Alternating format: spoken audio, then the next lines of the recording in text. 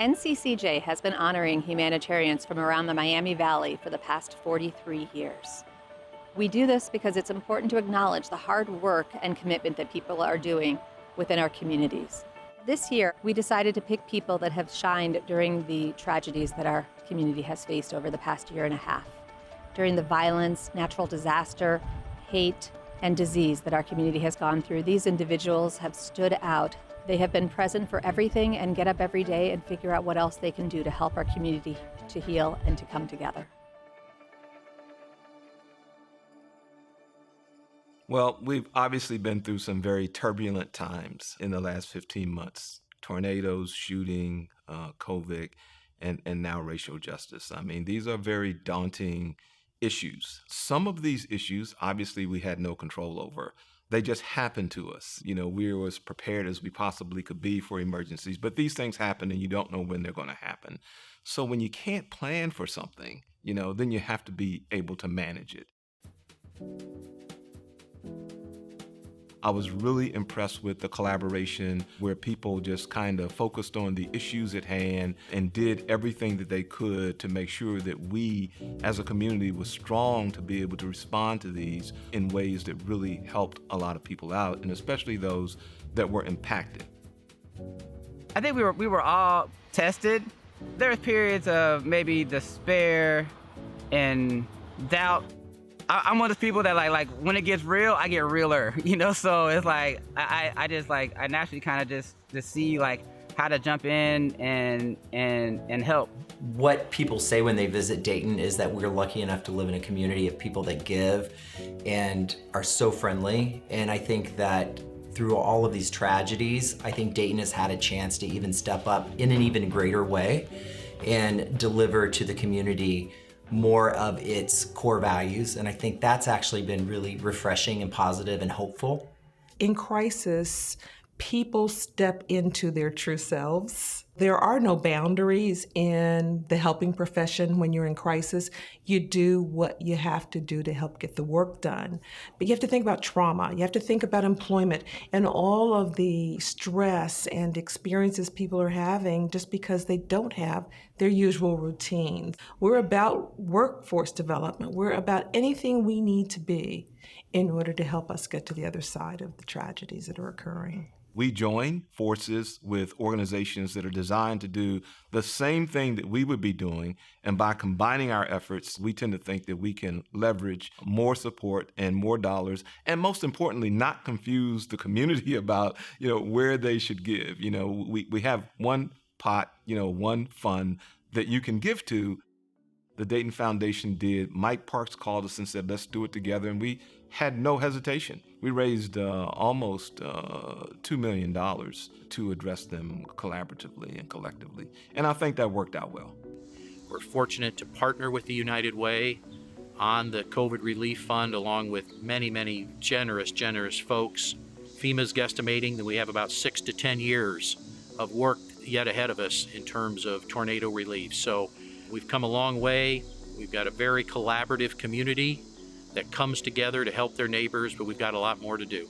We've contributed on many levels. I think, after the tornadoes, there was a small group of us that went to help clean up the area where it took place. We've donated to multiple area charities to make sure people are getting food, clothing, anything that they might need that we might not be aware that they need. We've also done virtual programming to raise money for area service providers. So we've done what we can, and there's always more to be done. A lot of times, which the Ruby Girls know this about themselves, a lot of times we're not aware of what we're not aware of. So we have to be made aware to be able to help. The work that we do every day is dealing with people who are in crisis. The biggest surprises were our growth. And what I mean by that is being challenged in ways that we've never been challenged as a team before. We saw immediate need go up 69%. We saw people who never thought that they would ask for help, who've never been in the system before, have to get in our food line. So you have folks in our team who are dealing with the same questions, issues, fears, anxiety as the people who we are now serving in the line. So us learning how to, as a team, how to be in service to while, still taking good care of ourselves. When one tragedy hits, by the third tragedy, I was worried about our staff. That's a lot to throw on anybody. And Chris Smith on our staff said it best. She says, this is our community. And it's part of the healing process for the community, but it's also part of the healing process for our staff. All of us learning to stay in our lane and that we don't have to be every part of the wheel to make the wheel roll. We can do our part and everyone else does their part. As long as we're all heading the same direction, it works. So, there have been some bumps along the way, and there probably was a bump Tuesday. It's real. It's ever changing and growing. It's hard to process at first. There's always an element of fear. But what I've learned in my life is that there's one thing that can help you overcome fear very fast, and that's faith. Even though sometimes you have to pivot, you have to do things differently. But if we take a look at what our strengths are and what our resources are and what our supports are and how we address this, then we just become strategic in terms of how we map that out and how we respond. Nobody's prepared for something like this. Well, I mean, certainly when they knock on your door at 4 a.m, you have to get up and get to work, which is how I found out about the shooting. And so when those things happen, you want to go right away. Luckily, the staff person, the city attorney that told me about it, and my husband were like, hey, you probably should take a shower and get ready for work. Same is true with the tornadoes. I mean, I didn't realize the extent of the damage until around 4 or 5 in the morning when the city manager called me. And again, you start the day.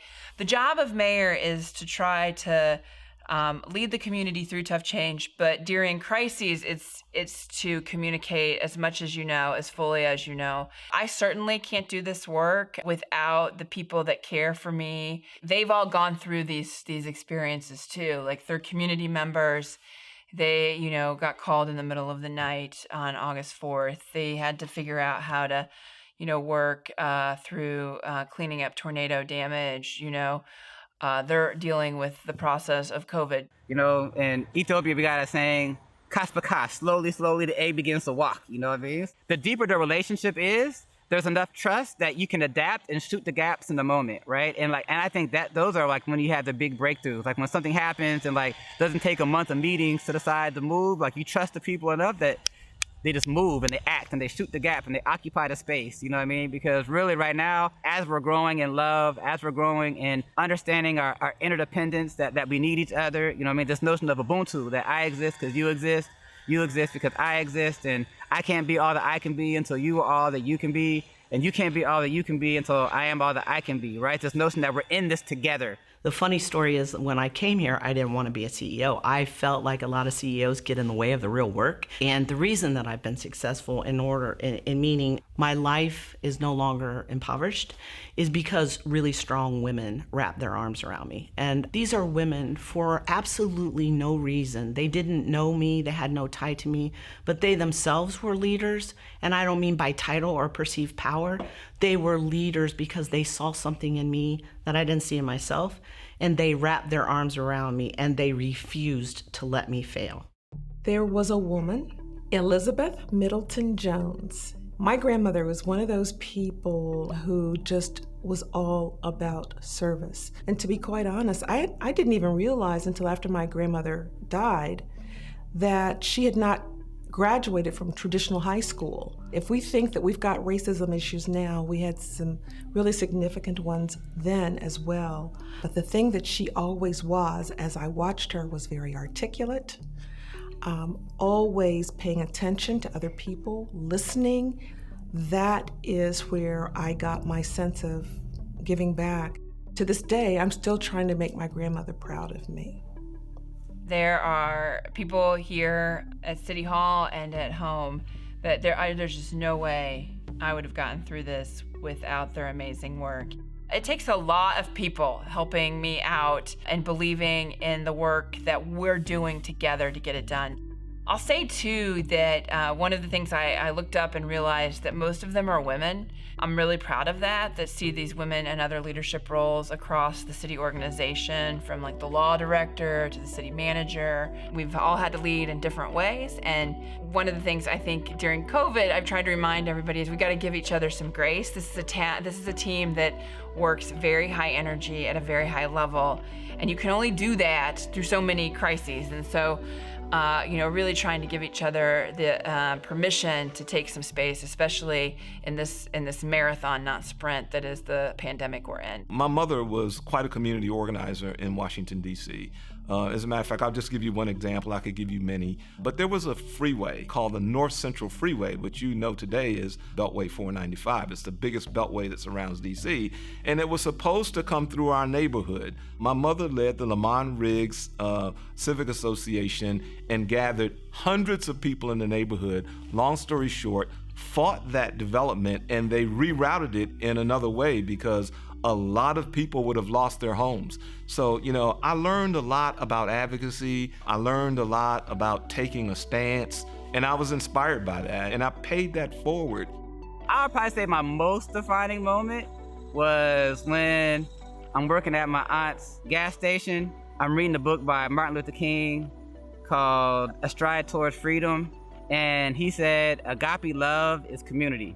And I had to pause because I was in the community talking about agape love. And then I started understanding that, from a Christian perspective, Christ was many members in one body, and so that's community. So then I started realizing that this whole time, when I've been in the community talking about agape love, I was actually talking about community. And that was just like a light that just went off in my head. I was like, okay, I need everything I could find on community. Every book, every lecture, everything. I even switched my major, everything I could do to find out more about community, I did. You know what I mean? So I would say that's probably my biggest turning point. I mean, obviously the HIV crisis is really what catapulted the Ruby Girls to have a mission. That's really where it kind of got its legs, so to speak. When you're giving of yourself and you're looking for that way to get back to the community, be patient with yourself. Be willing to try different things, but be consistent and know that it's not going to happen and you're not going to have the level of success in one night, 1 month, 1 year. You're talking about someone who's been doing this for over 30 years, but consistently doing it for 30 years. Time, willingness, vulnerability, all of that makes a difference. True. The Ruby Girls helped build my self-confidence. And it was through the camaraderie and through the friendships and through the comfort level that I started to gain on stage that I started to realize that my voice could be independent as well. I told my daughter since she was young that I don't know if I'll be here to inhabit the land, but I want to be part of the process to get us to that land, to that promise, And then the next generation is going to occupy that promise and make that the new reality, truly just honoring the dignity and worth of every human being. I think being human is an experience, or humanitarian is an experience that I think if we all share and we took seriously and we rooted that humanitarianism in love, I think our society would be able to do many more things a lot better than through the conflict that we try to work ourselves through.